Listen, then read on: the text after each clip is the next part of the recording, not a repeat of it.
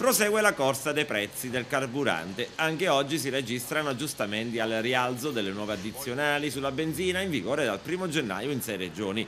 E il primato della verde più cara passa dal sud al centro Italia. In questa macroarea, infatti, la senza piombo arriva ormai a sfiorare la punta massima di 1,80 euro al litro negli impianti Tamoil, sui quali pesa anche un aumento dei listini di 0,6 centesimi.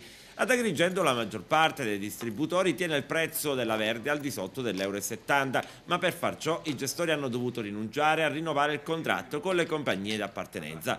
Ma il continuo aumento della benzina ha gettato nello sconforto gli agrigentini, che non ne possono già più del governo Monti.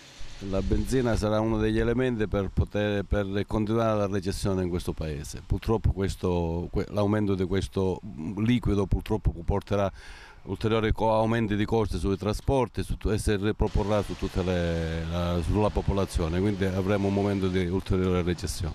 La benzina continua sempre più a aumentare.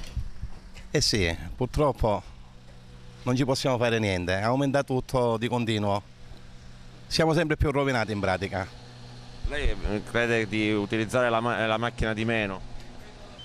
Quando si può evitare, ma io con la macchina ci lavoro, ci vado a prendere il bambino a scuola, quindi sono di quelli che con la macchina mi serve proprio per queste cose, per lavorare e per le cose di... Non per fare lusso, ecco. Assolutamente no, proprio per le cose più pratiche, diciamo. Una cosa proprio schifosa. Non saprei come definire la cosa, ma è arrivata una cosa proprio... Non se ne può più dire. No, guardi, sto venendo tanto per fare, diciamo, circolare la macchina, ma non conviene. La benzina continua ad aumentare giorno dopo giorno. Dovessimo a muovere tu, se fermare le macchine e cambiare la pelle, perché non si può più, non si può cambiare più. Ora queste cose che stanno mettendo ne stanno portando a domanare. E lì hanno sacchettini.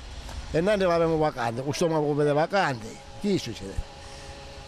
La benzina è diventata un lusso in pratica. Un lusso? No, la benzina è un mezzo di lavoro, non un lusso. Io per me è un lusso. Per quanto costa però è diventato un lusso? Per quanto costa? E andiamo a lavorare. Se cada Agrigento mi mette un taglio a fare la fatale che fa, ci vai a pedere.